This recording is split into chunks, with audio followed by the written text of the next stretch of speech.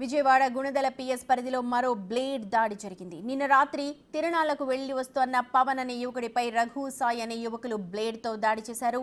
చెవుల్లో బూర ఊదుతున్నారంటూ మద్యం మత్తులో గొడవ ప్రారంభమైంది. దాడి చేసిన యువకులను పోలీసులు అదుపులోకి తీసుకుని విచారిస్తున్నారు.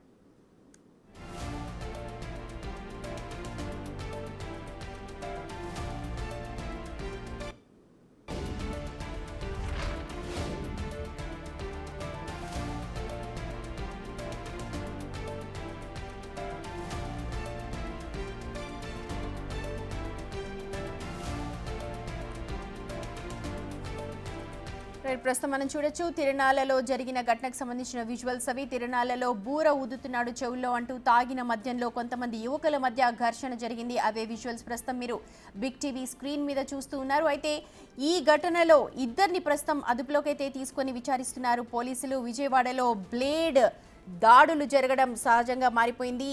గుణదల తిరణాలలో కూడా పవన్ అనే యువకుడిపై ఆ బ్లేడ్ బ్యాచ్ దాడి చేసినట్టుగా తెలుస్తోంది.